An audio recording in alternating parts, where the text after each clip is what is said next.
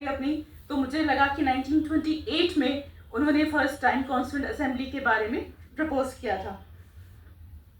तो उनकी ये परिकल्पना थी कि स्टेट का ऑल्टरनेटिव हो और या फिर मतलब स्टेट का एक विकल्प बनकर जो लोग हैं, आम लोग, वो संविधान बनाए और इंडिया डेमोक्रेटिक रिवोल्यूशन या भारतीय लोकतंत्र क्रांति को आरंभ करें। इस रेडिकल स्कीम के अनुसार रॉय और उनके साथियों ने काम करना शुरू किया।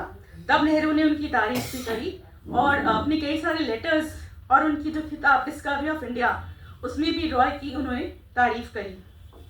1940 में रॉय ने इंडियन नेशनल कांग्रेस से उनका वैचारिक मतभेद हुआ, क्योंकि सेकेंड वर्ल्ड वॉर में भारत को इसमें हिस्सा लेना चाहिए कि नहीं, इस प्रश्न पर विचार अलग थे।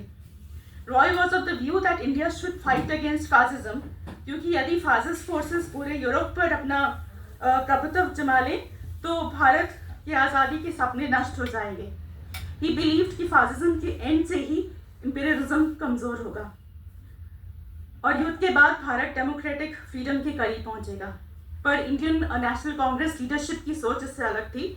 उन्होंने डिक्लेयर किया कि यदि ब्रिटिश सरकार भारत में रक्षा और विदेश संबंधों के अधिकारों के साथ राष्ट्रीय सरकार की स्थापना करे तो भारतीय जनता युद्ध प्रयासों में सपोर्ट करेगी। रॉय को यह मंजूर नहीं था, तो उन्होंने एक अपनी अलग रेडिकल डेमोक्रेटिक पार्टी 1940 में बनाई। हम अगर आज के कॉन्टेक्स्ट में देखें, जहाँ अथॉरिटेरिज्म हर जगह बढ़ रहा है, तब रॉय की फिलॉसफी मुझे खास तौर से सही साबित होती हुई दिखाई देती है, क्योंकि फासिज्म तो हर जगह बढ़ रहा है, इंडिया में या बाहर। तो अगर हम फासिज्म के खिलाफ अपना युद्ध शुरू करें तो हर जगह से फासिज्म एंड हो सकता है।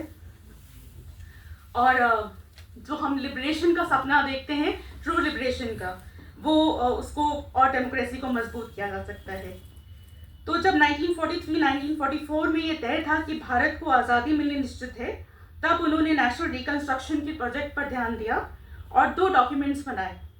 एक था कॉन्स्टिट्यूशन ऑफ फ्री इंडिया और दूसरा था policy for economic development of India, Bharat के आर्थिक विकास के लिए जन योजना, जिसमें एग्रीकल्चर व स्मॉल इंडस्ट्रीज के डेवलपमेंट की बात की गई। वो प्रॉफिटियरिंग यानी पूंजीवाद यानी लाभ के लिए बिजनेस के खिलाफ थे और ये चाहते थे कि आर्थिक नीतियों से जनता का विकास हो तथा सभी को बिना भेदभाव के उनकी मौलिक आवश्यकताएं जैसे भोजन, कपड़ा, मकान, शिक्षा और चिकित्सा आदि का व्यवस्था हो।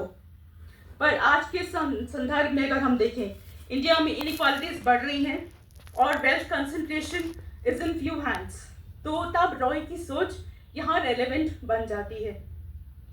इवन उनका constitution of free India document में भी ये कहा गया कि भारत को इस प्रकार संगठित करे कि जन समितियों का गठन हो और उन्हें कानून बनाने और विधेयक पारित करने में अपना मत व्यक्त करने का अधिकार हो।